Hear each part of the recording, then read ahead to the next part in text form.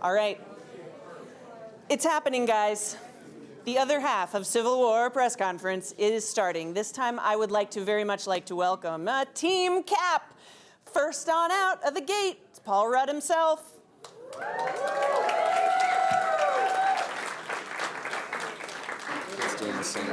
Following. Where do I sit? Here or there? Come on down here, Mr. All right. Rudd. I don't want to step on Captain America's toes. Nope, never. All right, sorry. It's all good now. We're all set to go. We're all right. The voice of Anthony Mackie will be followed by his body.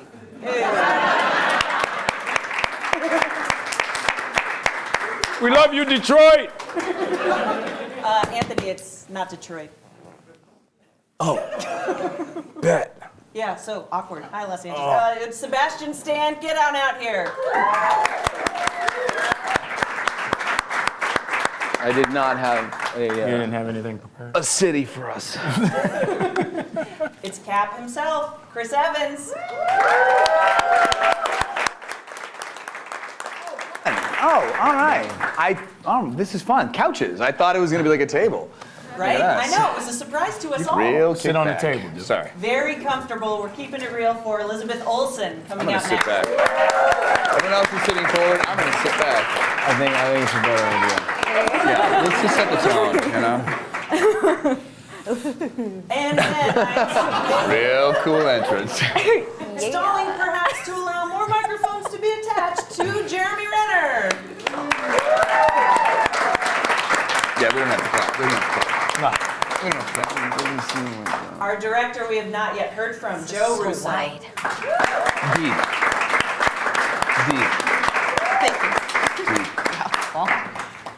Oh. Shut up. It's a crowded couch up there. Wow. How's it going, Joe? And then welcoming back Kevin Feige.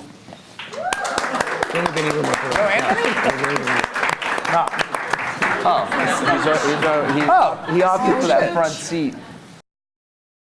Chris, I want to throw you the first question here, because even though in the Marvel Universe and in previous movies, everyone in the film is so well represented and it's so balanced, do you feel an even bigger responsibility when you're a part of a movie whose first two words of the title is Captain America? There's pressure, but I don't think it's anywhere near the pressure that, to be honest, the people like the Russos or Marvel feel, because it honestly is.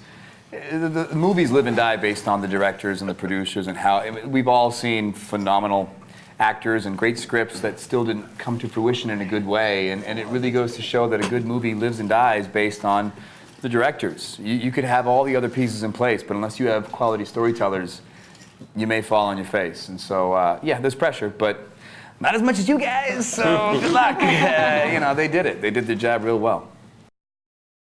Joe, speaking to you as a director, but part of a team, that's a pretty rare thing to see, especially in a major motion picture, like two directors taking on several movies. Do you feel that you have particular strengths and Anthony has different particular strengths?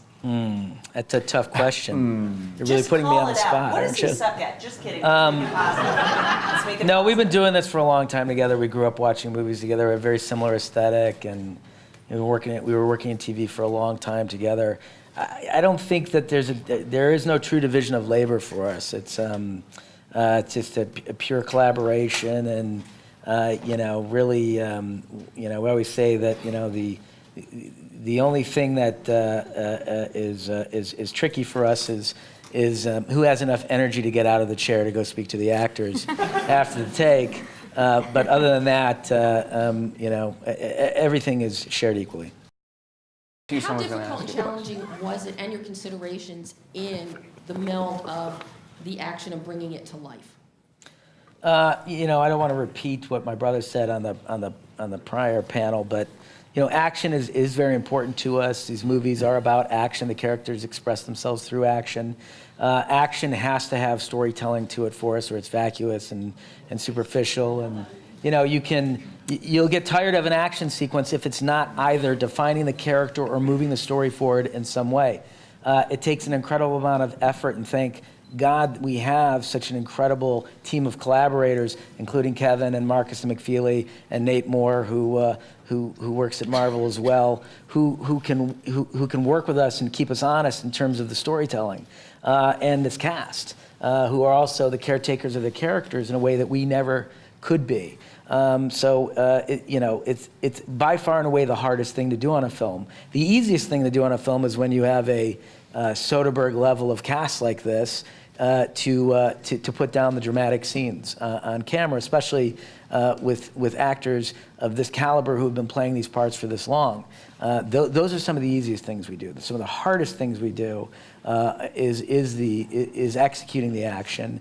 And I think the toughest sequence by far in this film, which we literally probably just finished a week or two ago, was the airport sequence. It's filled with a lot of moving parts, a lot of different characters. You want to move each character forward. You want to make sure that you're not leaving anybody behind.